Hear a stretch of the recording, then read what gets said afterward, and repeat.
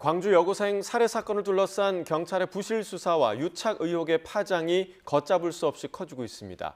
장윤기는 다음 주 두 번째 공판을 앞두고 처음으로 반성문을 제출했습니다. 네, 관련 내용 포함한 사건 사고 소식들 박성배 변호사, 허주연 변호사와 이야기 나눠보겠습니다. 두 분 다 어서 오십시오. 어서 오십시오. 안녕하십니까? 자, 장윤기 사건의 피해 여고생이죠. 이채원 양의 유족은 경찰이 경찰 가족을 위해 진실을 감췄다며 울분을 토하기도 했는데요. 잠시 영상 함께 보시고 오겠습니다. 자식을 잃은 슬픔만으로도 가슴이 찢어지는데 왜 제 딸이 죽어야 했는지 그 진실마저 가해자의 아버지가 경찰이라는 이유로 증거가 인멸되고 왜곡되었습니다. 저는 경찰 여러분께 묻고 싶습니다. 만약 그날 채원이가 본인들의 딸이었다면 과연 이렇게 수사했겠습니까? 민중의 지팡이라는 경찰이 이토록 파렴치하게 제 식구를 감싸고 진실을 은폐했다면 이제 대한민국의 어느 국민이 경찰을 믿고 살 수 있겠습니까? 네, 앞서 보도해드린 것처럼 유재성 경찰청장 직무대행이 이 사건에 대한 경찰의 부실 수사 그리고 유착 의혹에 대해서 대국민 사과를 하긴 했습니다. 하지만 지금 이게 사과로 끝날 일인가라는 생각이 드는 게 일단 경찰이 기초적인 조사마저 안 한 정황들이 상당히 좀 많거든요. 어떻게 좀 보십니까, 박 변호사님? 이 사건에서 경찰은 통신 기록은 1개월치만, 금융계좌는 3개월치만 분석한 것으로 드러났습니다. 이후에 사건을 송치받은 검찰은 그에 반해서 통신 기록은 1년치, 금융계좌는 3년치를 들여다보고 공소 사실을 다듬어 기소를 단행하였는데 사실 경찰 입장에서는 구속기간이 10일이고 검찰 입장에서는 구속기간이 20일이다 보니 기간의 촉박함은 있을 수 있습니다. 그렇다고 하더라도 이 사건은 사건 초반에 살인 범행은 명백하고 이 사건이 벌어지게 된 경위와 범행 동기를 밝혀내는 게 수사의 핵심이었는데 그와 관련된 여러 정황을 파악하는 데는 이와 같은 통신 기록과 금융계좌 분석은 지나치게 그 기간이 짧습니다. 실무상으로는 짧은 기간으로 압수수색 영장을 신청하면 곧바로 영장이 발부되긴 하나 한번 조회해본 뒤에 부실한 상황이 포착된다면 다시 한번 그 기간을 늘려서 압수수색 영장을 다시 한번 신청해 볼 수 있습니다. 만약 10일 구속 기간 이내에 충분한 수사가 이루어지지 않는다면 그 후에라도, 즉 사건을 일단 검찰에 송치한 이후라도 추가 수사를 벌인 뒤 그 내역을 추성 형태로 다시 보내는 방법도 존재합니다. 그럼에도 불구하고 지나치게 짧은 기간의 압수수색 영장을 통해서 통신 기록과 금융계좌를 확인함으로써 사건의 전모가 제대로 드러나지 못했고 단순 살인 혐의로만 송치한 것 자체는 선뜻 납득하기 어려운 수사 행태라고 할 수 있습니다. 통상 이 정도 사건에 처음에 수사를 개시를 할 때 통신 기록이나 금융계좌를 어느 정도 기간을 청구를 해야 되는 건가요? 당장 이와 같은 살인 사건이 발생할 때에는 신병을 확보하는 것이 급선무이기 때문에 통상은 통신 기록은 1개월치, 금융계좌는 3개월치만 분석하는 게 맞긴 합니다. 그렇지만 구속 영장이 발부된 이후에는 그때부터는 본격적으로 10일의 기간을 두고 자세한 범행 경위와 범행 동기를 따져 보아야 하는 단계에 이르렀으므로 그때는 더 긴 기간, 6개월 내지는 1년치 통신 기록과 금융계좌를 분석하는데 이와 같은 작업은 제대로 수행하지 않은 채 검찰의 무단의 사건을 송치한 것 같습니다. 네, 뿐만 아닙니다. 지금 경찰이 놓친 것들 중에 또 한 가지가 있는데요. 피해자의 고 이채원 양이 사건 당시에 착용하고 있었던 신발, 옷가지들도 경찰이 폐기 처분을 하고 임의로 이런 행동들은 어떻게 보세요? 법조인으로서? 이 부분도 이해할 수 없는 부분입니다. 지금 일단 기소가 된 상태라고는 하지만 피해자의 혈흔이 묻은 신발이라든가 특히 범행 피해 당시에 입고 있었던 옷까지는 굉장히 중요한 범행 당시의 상황을 재구성해 볼 수 있는 단서이자 증거이고 그리고 거기에서 감식을 통해서 분석해내는 DNA를 통해서 성범죄와 관련된 혹여 다른 정황이 있지는 않은지 이런 것들을 확인해 볼 수 있는 아주 중요한 유류품이거든요. 특히 이 피해자가 피해 당시에 상의에 얇은 스웨터를 입고 있었다고 하는데 이 스웨터가 찢어진 방향이라든가 자상의 위치, 그러니까 흔적이 남은 그런 것들을 분석을 해서 보면 범행 당시에 몇 회의 공격이 있었고 어느 부위에 치명상을 입었고 어떤 식으로 피해가 당했는지에 대해서 그 사건 현장을 재구성할 수 있는 굉장히 중요한 단서입니다. 그런데 경찰이 이거를 조각조각 찢어서 일부는 감식을 위해서 보낸 것으로 보입니다만 이걸 폐기해버렸다고 하거든요. 그런데 관련한 수사 규칙들을 보면 이런 중요한 증거물들은 그 형상 그대로 보존하는데 굉장히 주의를 기울여야 된다고 되어 있고, 특히 이게 추가 수사라든가 재판 과정에서의 증거 조사 또는 필요한 경우에는 추가 감정이나 검증 이런 것들의 대상이 될 여지도 있기 때문에 일부 분석을 위해서 샘플 채취를 위해서 잘라서 보낸 부분까지는 설령 이해한다고 하더라도 이걸 그대로 폐기해버렸다라는 것은 굉장히 중요한 증거를 제대로 보존하지 못했다라는 생각이 들고, 무엇보다도 이런 피해자의 유류품은 결과적으로는 피해자의 유품이 됩니다. 나중에 더 이상 이 수사나 재판에 공할 필요성이 없어졌을 경우에는 유가족들이 환부 신청 등을 통해서 돌려받을 수가 있어야 되는 것인데 이걸 임의로 폐기했다라는 것도 선뜻 이해되지 않는 부분입니다. 네. 자, 앞서 이제 부실 수사와 관련한 이야기를 했었는데 정성호 법무부 장관이 이후에 이제 경찰의 부실 수사가 의심이 되니까 검찰이 보완 수사한 사항이 지금 11개나 된다 이렇게 밝히기도 했습니다.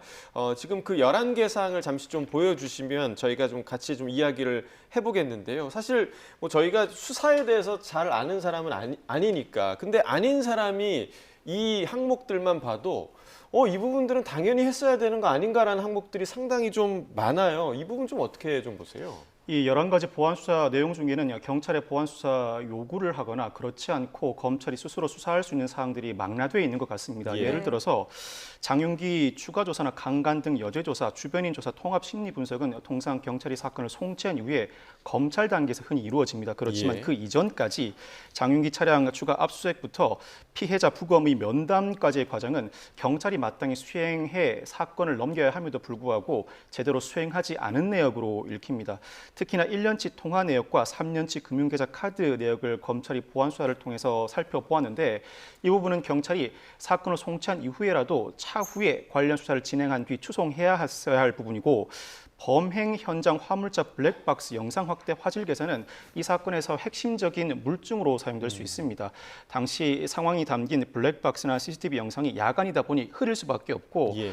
관련된 영상 확대나 화질 개선을 통해서 이 사건 범행 동기 나아가서 단순 살인이 아니라 살인 범행 이후에 또 다른 중대 범죄가 결합되어 있는지 여부를 확인하는데 필수적인 자료라고 할 수 있습니다.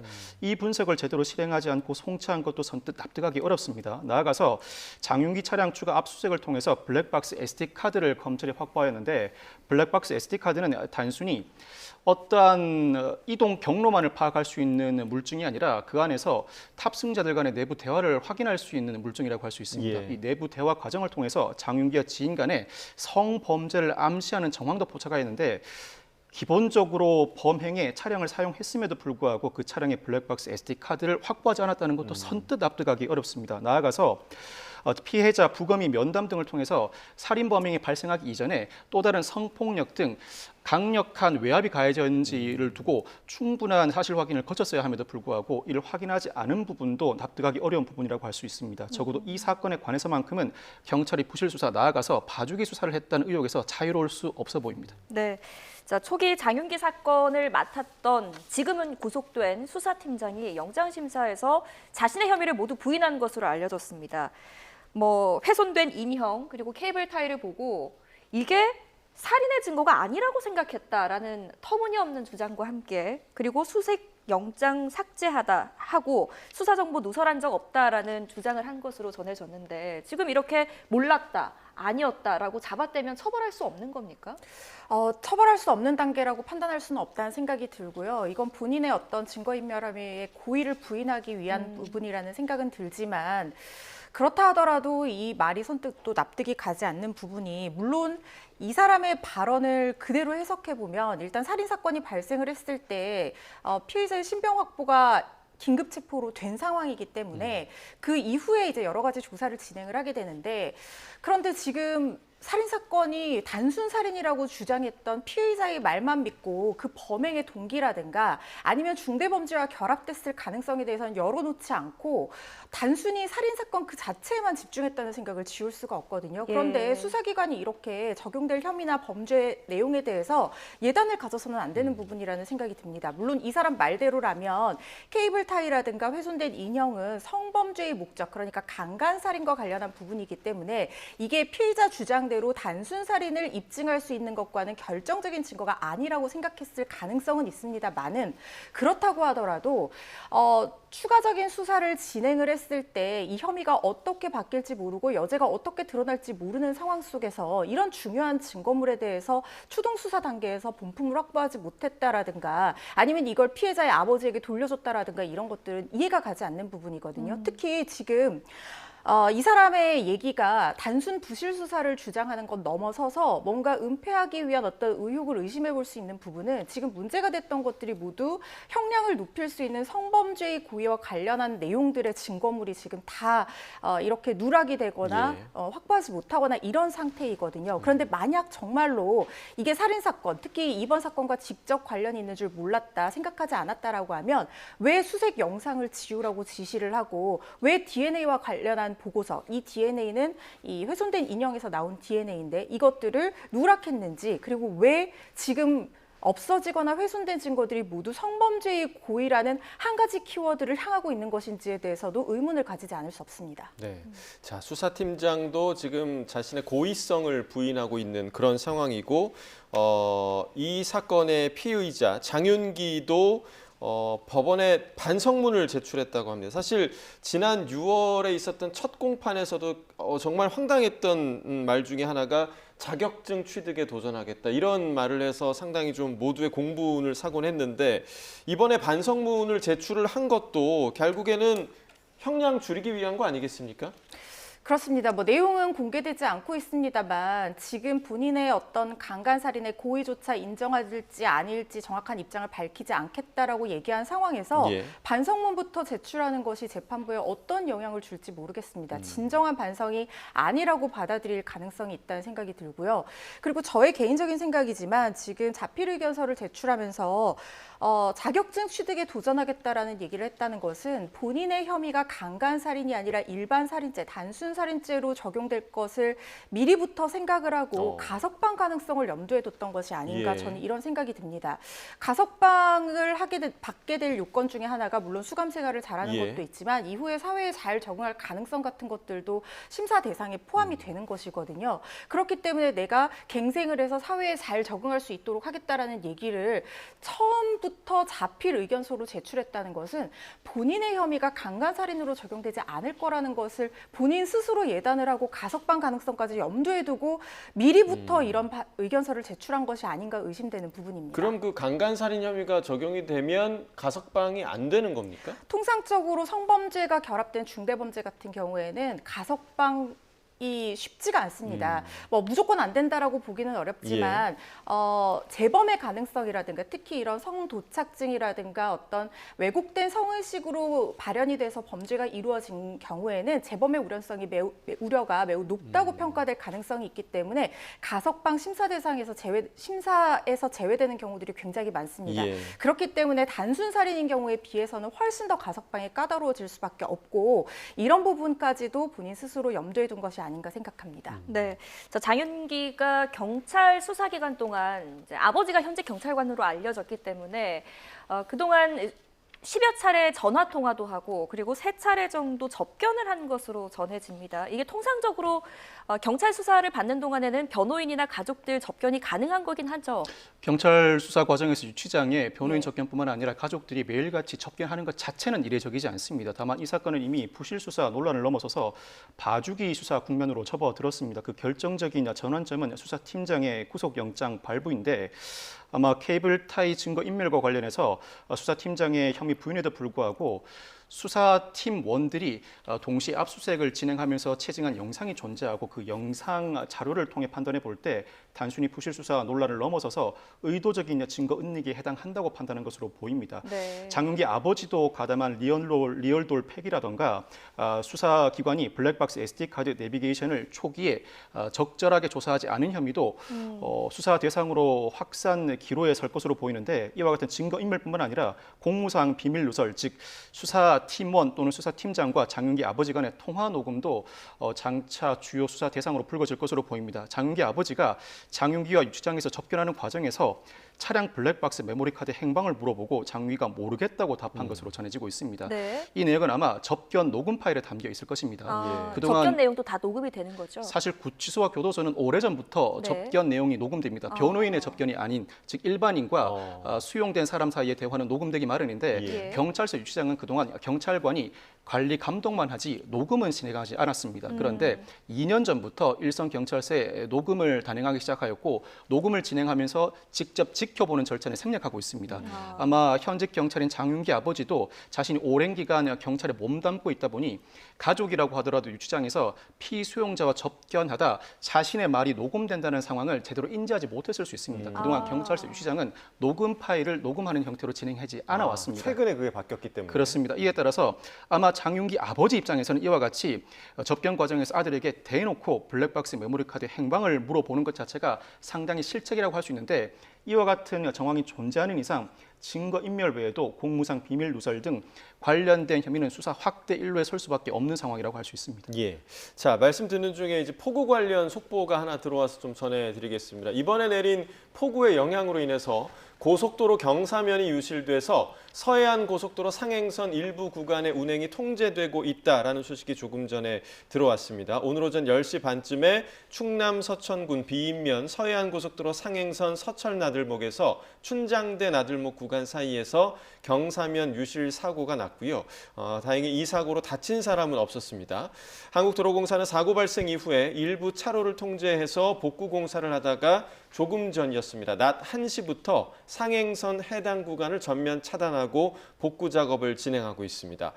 복구 작업 오늘 오후 4시까지 이어질 것으로 보인다고 하니까요. 이곳 지나실 분들은 좀 참고하시면 좋을 것 같습니다.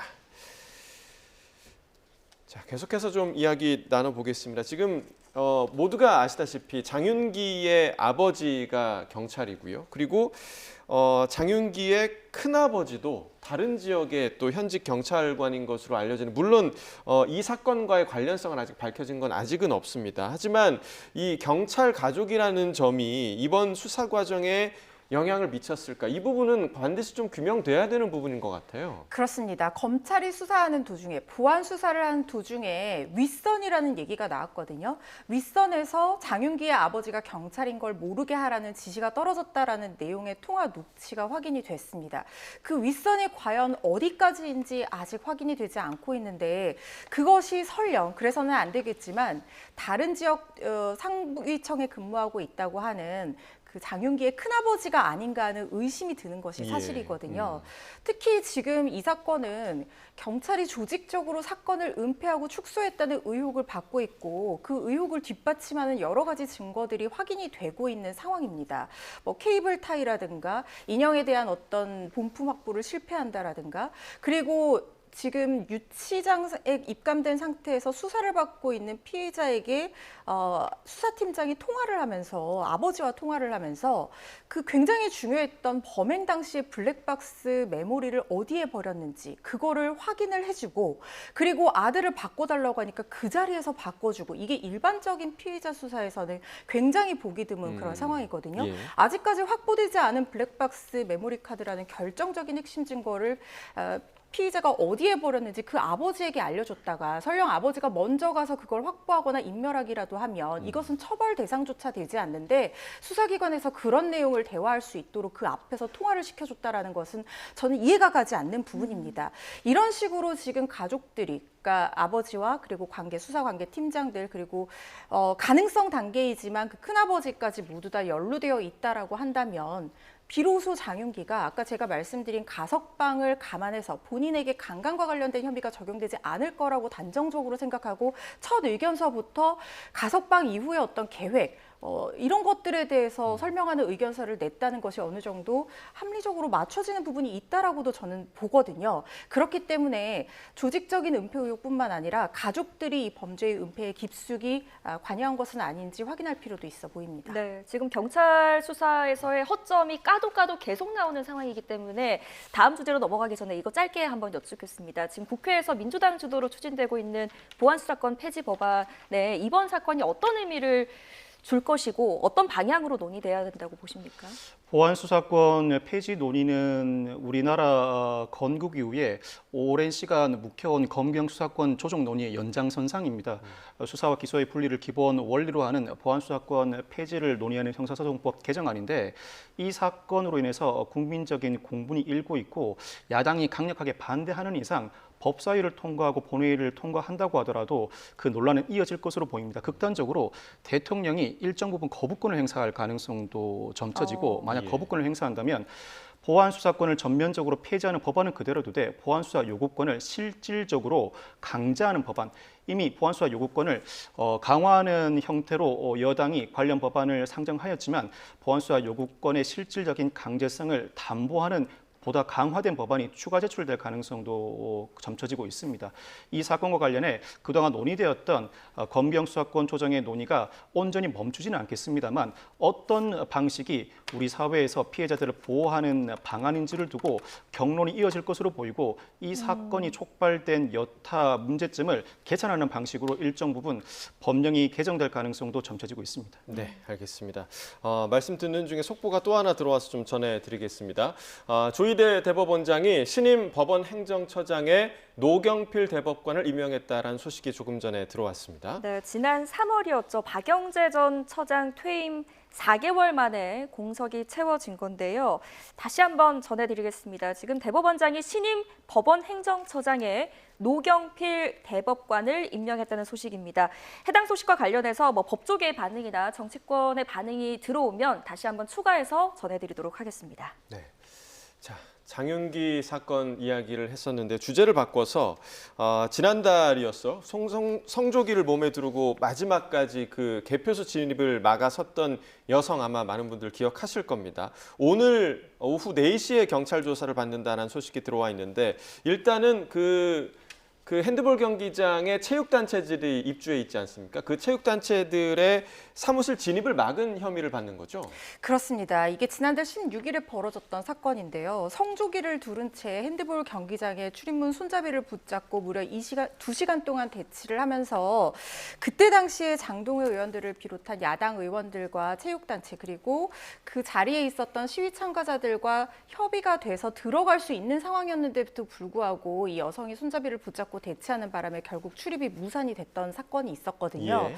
이것과 관련해서 체육단체의 업무를 방해했다는 혐의로 이 여성이 지난달에 신원이 특정이 됐고 수사기관에 소환이 있었습니다. 그래서 오늘 오후에 업무 방해 혐의 등으로 소환 조사가 이루어질 예정으로 보입니다. 네, 이게 진영 논리를 떠나서 이제 이 여성의 행위만 놓고 봤을 때 이게 이제 명백하게 공공시설을 무단 점거하고 또 정당한 업무 집행을 방해한 혐의를 받고 있는 거죠. 업무방해 혐의를 네. 받고 있는데 사실 사안 자체만 두고 보면 네. 업무방해가 성립할 가능성이 상당히 높습니다. 업무방해가 성립하기 위해서는 기본적인 업무가 반복된 업무여야 합니다. 그렇지만 이 개표소 공간은 평소에 체육단체들 관계자가 업무 시설로 이용하는 공간이라 이 공간 진입을 막았다면 반복된 업무를 방해했다고 볼 여지가 다분합니다. 나아가서 업무방해 행위 태양으로서 위력이 존재하는데 2시간 동안 체육단체의 출입을 막은 행위는 위력이라고 못 볼 바가 아닙니다. 오늘 수사 과정에서는 그보다는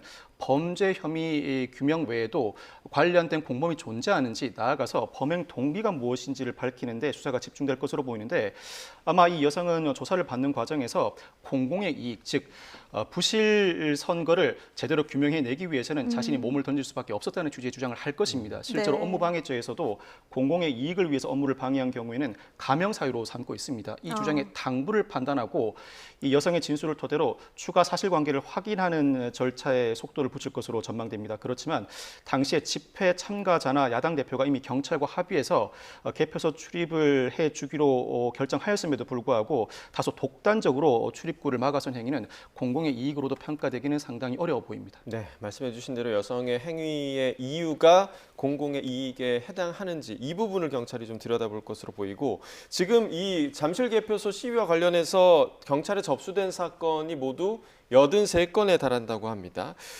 지난달 중순부터 시위 참가자들 사이의 분쟁이 상당히 좀 많아졌다고 해요. 그렇습니다. 말씀하신 접수 사건 83건 중에 지금 35건이 시위 참가자들 사이에서 발생한 폭행, 특수폭행, 또 모욕, 명예훼손, 그리고 심지어 성범죄 관련한 혐의까지도 포함돼서 접수가 된 상황이라고 합니다.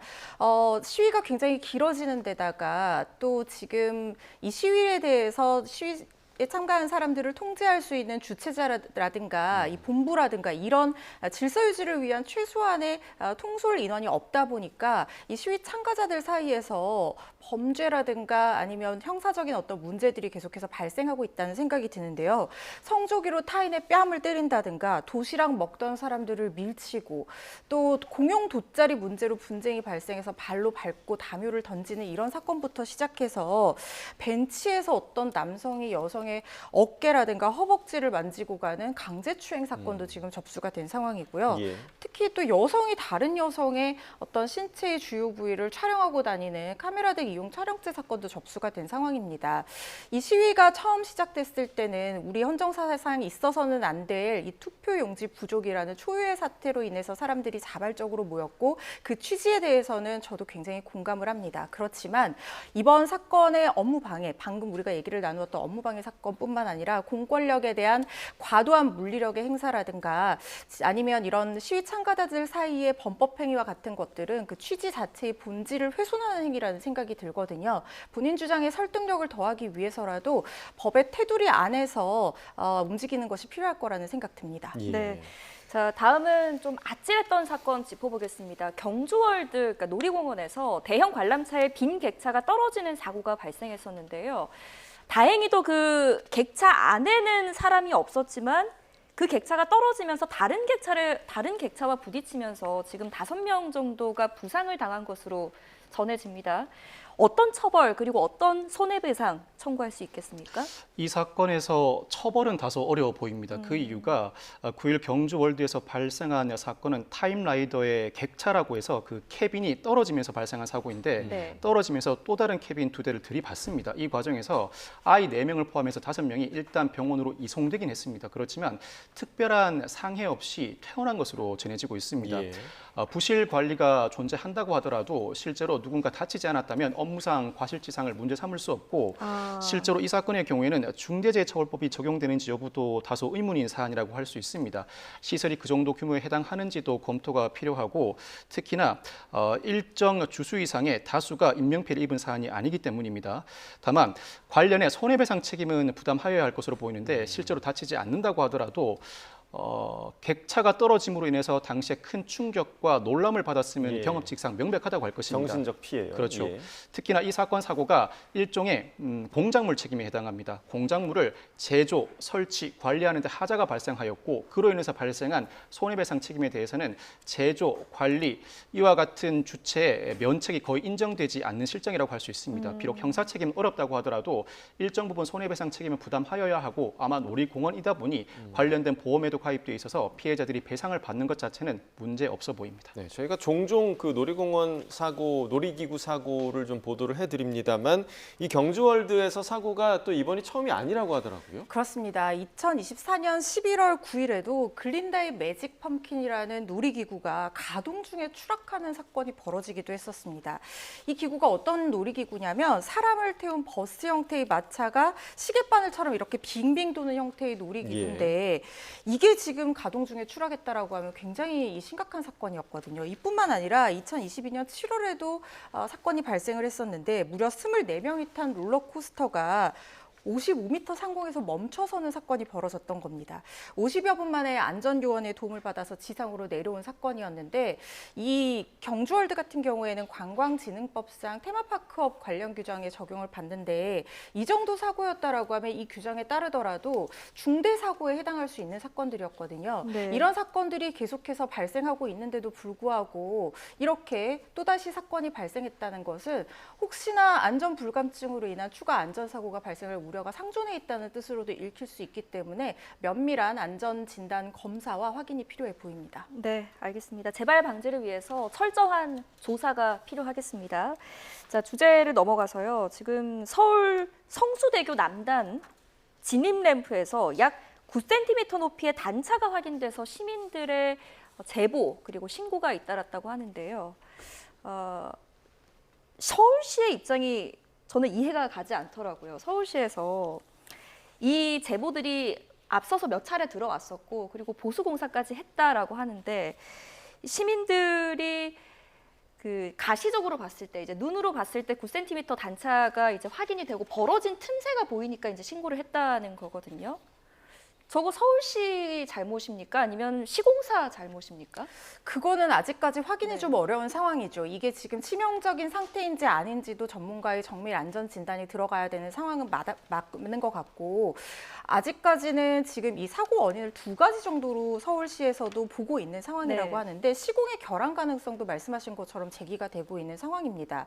이 고가 하단을 받치고 있는 옹벽이 처음 시공할 때부터 단차가 나게 짝짝이로 만들어진 것은 아닌가라는 가능성도 제기가 되고 있고 그리고 또 옹벽 내부에 흙들을 채우게 되는데 이게 흙이라는 것이 시간이 지나면 이 결합성이 떨어지고 무너지게 되어 있잖아요. 그래서 성토 다짐이 좀 부실해서 이 단차가 계속해서 벌어진 것이 아닌가 이런 의심도 제기가 되고 있는 것이지만 서울시 측에서도 이걸 계속해서 면밀하게 관리할 책임은 분명히 있는 것이죠. 그래서 서울시 쪽에서는 이번에 괜찮다라는 취지의 입장을 취하는 이유가 이게 진행성이 없다라는 거예요. 이 단차가 8cm에서 9cm 정도로 2016년 이후부터 계속해서 유지가 되어 있고 네. 더 단차가 벌어지고 있는 상황은 아닌데 최근에 이걸 연결하는 철제 울타리가 여름에는 좀 날이 더워지잖아요. 그렇다고 하면 이게 약간 늘어날 수 있다고 합니다. 휠 수 있나 보죠? 그렇죠. 예. 그러다 보니까 약간의 신축성이 있다 보니까 이게 더 문제가 됐던 것이고 특히 이걸 방어하는 가드레일이 부서짐으로써 시민들 눈에 더 띄게 돼서 제보가 빗발쳐서 문제가 발생한 것이지만 계속해서 주시해오고 있었고 진행성이 없기 때문에 이걸 전면적으로 보수공사를 하든가 통행을 중단하든가 이 정도 조치를 취할 상황까지는 아니다라고 판단하고 있는 것으로 보입니다. 그런데 전문가들의 얘기는 또 다르거든요. 특히 성수대교 가 무너졌을 때도 계속해서 이런 관련한 제보들이 잇따르다가 결국에는 땜질식 처방만 하다가 사고로 그렇죠. 이어졌기 예. 때문에 전문가들은 1cm, 2cm도 벌어진다고 하면 중요하다. 특히 이게 계속해서 차가 지나다니면서 하중을 지속적으로 받게 되는 거잖아요. 분산 하중을 견디지 못하는 상황이 언제 벌어질지 모른다라고 경고를 하고 있기 때문에 정밀 안전 진단과 적절한 조치가 필요해 보이는 상황입니다. 네, 이미 과거에 한 차례 큰 아픔을 겪었던 곳이기 때문에 시민들의 불안을 완전히 좀 해소할 만한 조치가 필요한 사안임은 분명한 것 같고요. 자, 이번에는 비닐봉지 안에 어마어마한 현금을 들고 다닌 한 외국인 여성을 보시겠는데요. 어떤 사연이었는지 화면으로 함께 보시겠습니다. 자, 검은 비닐봉지를 든 여성, 서울의 한 마트로 들어갑니다. 잠시 후에 이곳에 도움이 필요한 외국인이 있다라는 신고를 받고 경찰이 출동했는데요. 당시 현장에 있었던 경찰관의 이야기를 들어보겠습니다. 봉투 안에 5만 원 현금 다발이 좀 보였었고 내 거다, 내 돈이다 이렇게 했다가 절반은 내 거고 절반은 내 가족 거다 자꾸 이렇게 말을 바꿔가지고 출처가 불분명한 돈임을 직감한 경찰, 결국 이 여성을 지구대로 데려가 조사를 하게 되는데요. 봉지 속 현금을 꺼내어서 세어보니 무려 1억 6천만 원에 달했습니다. 자, 심지어 이 여성 여권도 소지하지 않은 상태였고요. 휴대전화에서는 한국으로 돈을 벌러 간다. 그런데 잡히면 어떡하지? 라는 내용이 담겨 있기도 했습니다. 조사 결과 이 여성은 보이스피싱 조직의 지시를 받고 피해자들로부터 가로챈 순금 204돈을 현금으로 바꾼 뒤에 이를 조직에 송금하려던 수거책으로 드러났는데요. 보이스피싱에 적극 가담한 이 여성 결국 구속됐습니다. 자, 지금 이 봉지에서 1억 6천만 원이라는 큰 돈이 나왔는데 이 범죄 자금이 피해자들한테 다시 되돌아갈 수 있는 겁니까?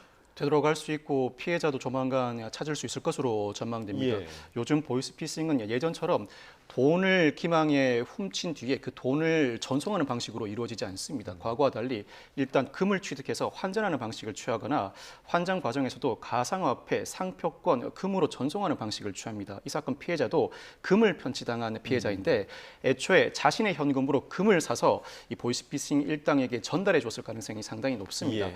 이 금을 전달받은 경로를 확인하고 애초 현금 인출 내역 등을 확인하게 되면 피해자를 확인하기까지는 오랜 시간이 걸리지 않는데 피해자가 한 명이 아니라 여러 사람이 존재하고 이 피해자들의 자금을 모두 묶어서 일부 금을 구매했을 가능성도 배제하지 못합니다.